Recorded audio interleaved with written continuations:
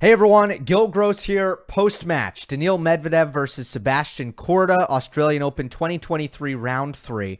If you're not here for spoilers, click off the video in 3, 2, 1. Korda takes out the reigning finalist in straight sets.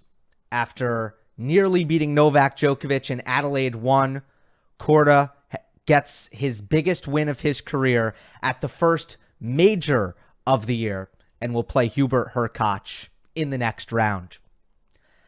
I want to start here. I think these are ideal conditions for Daniil Medvedev. You have a hard court, definitely likes that.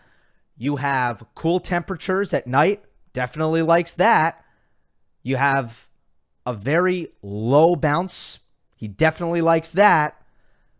Medium speed. You could make an argument that Medvedev would prefer a slightly faster hard court. You could also make an argument that this Rod Laver Arena hard court is the perfect conditions for Daniil Medvedev at night, and he just lost in straight sets to Sebastian Korda. This is a major result, given the fact that also, it wasn't a match that was all that close on the margins in my eyes. And, I kind of, it almost felt like Korda's biggest rival was not Medvedev, it was tension.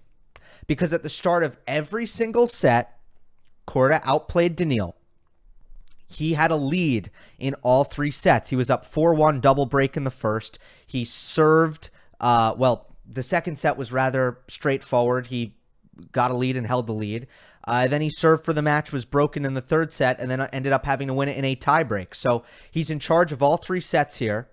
He blew some leads, and he kind of showed off the Korda mental game paradox that I did talk about in Monday Match Analysis after Adelaide, which is that Korda feels finish line pressure pretty badly. It's something that's still negative with him, and he's trying to figure it out, just how to not get tense with the finish line pressure.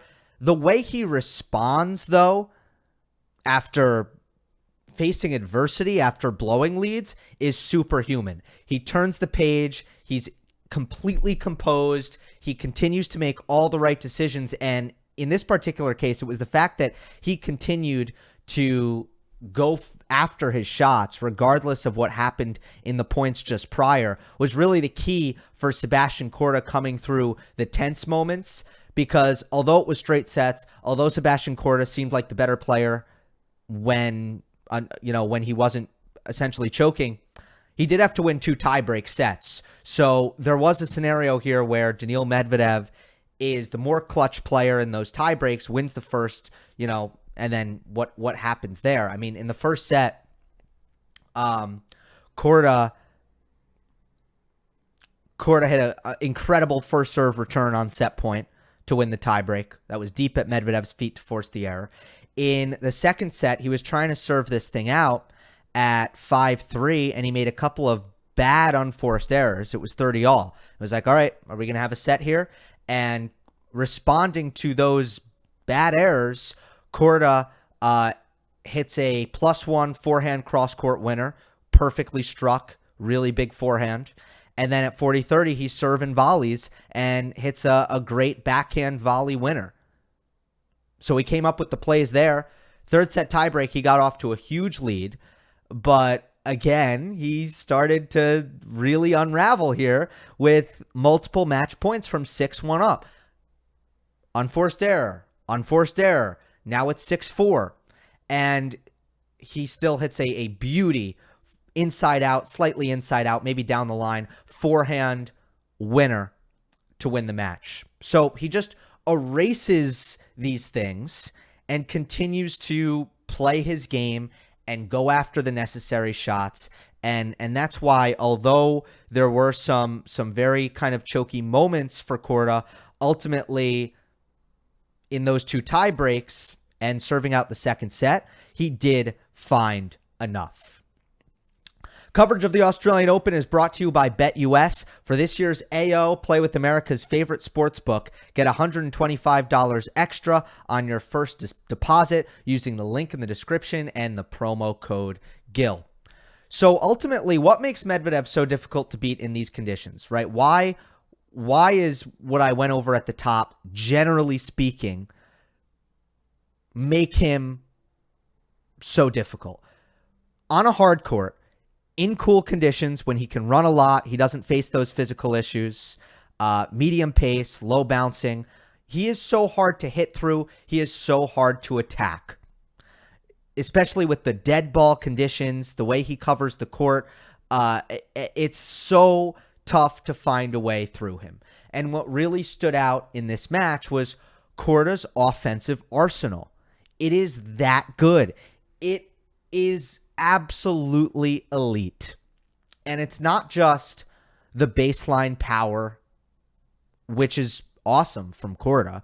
He really can crush the ball off of both wings. It's the first thing you'll notice if you watch him play. It's the first thing that, as soon as he came on tour, was already there and didn't need to be developed, is that he can smoke the two-hander, he can crush the forehand.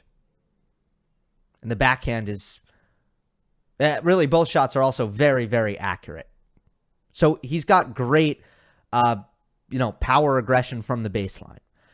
But against Daniil, that is so often insufficient. You so often need to find more because his court coverage is so good, because he is particularly adept at defending from deep in the court. And Korda did it all here. He served and volleyed. We have seen time and time again, Medvedev will turn players into serve and volley players. But I always emphasize this. You need to have the skill to do it. Not everybody does, and Korda does. The net rushes off of the +1 ball, something that, Stefanos Tsitsipas has basically spammed against Daniil Medvedev in recent meetings. That was there for Korda as well. Net points won for Sebastian Korda, 36 of 48 for 75%. So 48 net rushes in 3 sets of tennis. Pretty darn significant.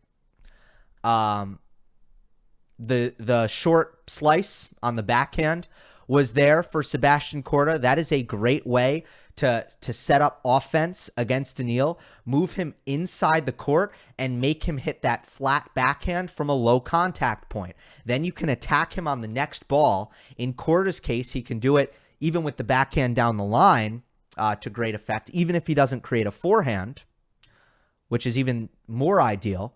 And that was a really great play for Korda. Medvedev doesn't have the ability to kind of take that short slice and hit it as an approach shot, which would be a good solution for him, or for other players at least, to try to counter that pattern that Medvedev doesn't have. So Korda used the short chip. Guess what? He used the drop shot also. The drop shot was there for Sebastian Korda.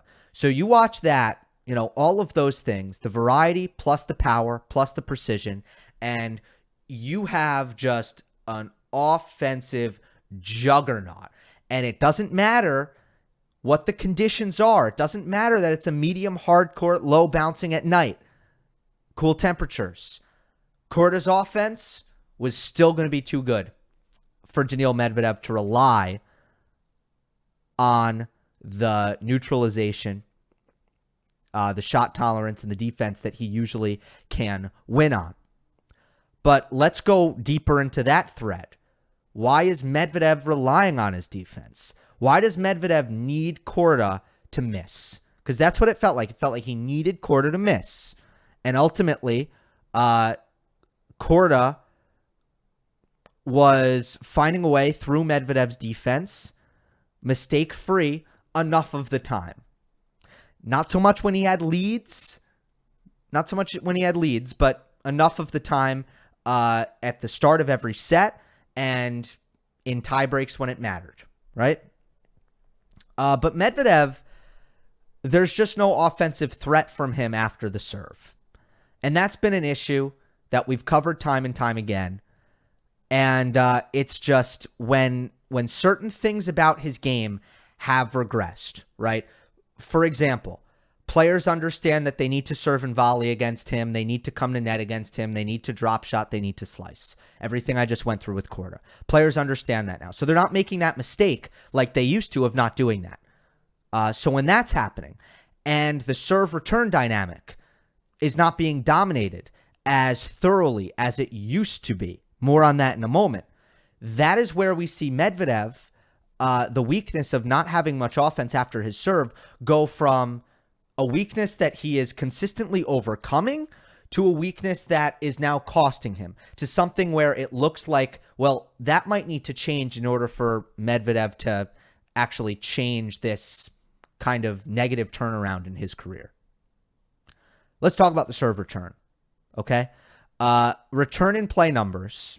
Another thing I've covered for years and years with Medvedev is that he usually dominates this stat. He won the stat. He put 73% of his returns in play. Against Korda's serve, that's really good.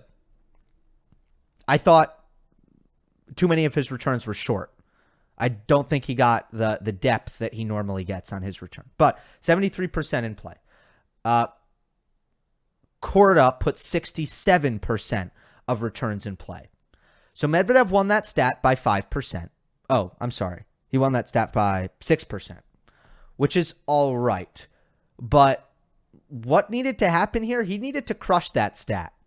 And a lot of the times he used to crush that stat, and it feels like he's not anymore. And I just want to highlight some numbers now that I'm looking here. Ace rate. Now, look, free points are more important than ace rate, but we don't really have that. And ace rate usually gives you a pretty good idea of serve potency in general. So last year it was down to 11.8%. In 2020 and 2021, it was 12.6%. So it was down to 11.8. This year it's down to 10.7. We have 7 matches of data, not including the Korda match. The Korda match isn't in this data, but it's got to go down, right? I mean, Medvedev hit 3 aces in this match. Korda hit he hit 9. Oh, wow, that was a good third set by Medvedev in the ace department because he was at 3 after the second. So Medvedev hit 9 aces. Not sure if it'll go up or down, but it just, it's going down and down and down. The ace rate, big picture. So that's a concerning trend. Korda, meanwhile, did amazing work in the offseason on his serve. His serve is so much better this year. That is to say that if these two played in 2021, certainly, 2022, probably, there's no way Korda could get within 6% of Medvedev in the returns in play stat. Medvedev was serving better, returning better, arguably. Korda was serving worse. That is inarguable. That is so clear. And there were technical changes, by the way, to Korda's serve that I actually didn't cover when talking about Adelaide 1, but I was talking to some people who were breaking it down for me, and he changed the rhythm of that serve and made some significant changes. So it wasn't just getting stronger, which Korda did in the offseason, that contributed to the serve being a lot bigger and faster. It's also technical. So incredible win for Sebastian Korda. Medvedev has some real issues right now. The conditions don't get fast again until grass, so I'm not sure how quickly this is going to get better. It might get worse before it gets better for Medvedev. And now Korda will move on to the fourth round where he gets Hubert Hurkacz. It's going to be an interesting battle. Hope you enjoyed. Don't forget to subscribe. I'll see you next time.